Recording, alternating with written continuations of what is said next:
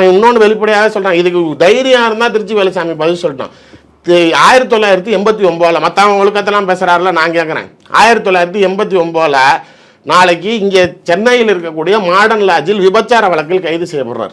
ரெக்கார்டோட பேசுகிறேன், இல்லைன்னு சொல்லிட்டு நான் பேப்பர் எடுத்து விட்றேன். இதற்கு அப்பாற்பட்டு இன்னொன்று சொல்கிறேன், இவருக்கு யார் போய் சாட்சி கையெழுத்து போட்டு கூப்பிட்டு வந்தாரோ அவர் தான் என்கிட்ட கொடுத்தது. திமுகவில் இருக்கிறவர்கள் இவ்வளோ பேரை விமர்சனம் செய்வதற்கு என்ன தகுதி இருக்குது? உன் தனி மனித ஒழுக்கத்துக்கு நீ அடையாளமா?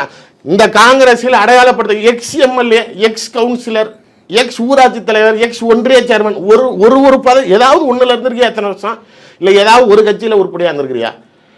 நீனு அதாவது எவ்வளோ பெரிய கேவலம் அப்படின்னா, நாளைக்கு சுப்பிரமணிய சாமியோ ஒருத்தனை வேணாம் போடான்னு விரட்டி விட்றானா, அப்போ இவன் எவ்வளோ கெட்டவனா இருப்பான்னு பாருங்க.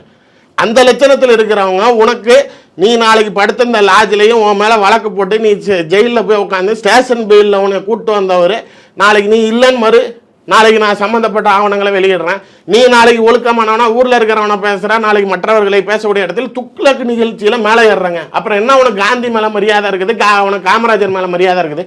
இருக்கக்கூடிய கட்சியில் இருக்க விருப்பப்படலைன்னா வெளியேறி நீ பேசு. மானங்கட்டவன் மேலே ஏறிக்கிட்டு கீழே இருக்கிற எல்லா பிஜேபிக்காரனையும் பார்த்துக்கிட்டு இவர் என் நண்பர் தான், அவர் என் நண்பர் தான், அவர் என் நண்பர் தான், இவரை தெரியாது, இவர் தாத்தாவை தெரியும், அவரை தெரியாது, உங்க ஆத்தாவை தெரியும், இப்படி தானே பேசிக்கிட்டு இருந்த. மேடையில் ஏறி உன்னை கேவலப்படுத்தி விட்டான் அவன் துக்ளக் ரமேஷ்.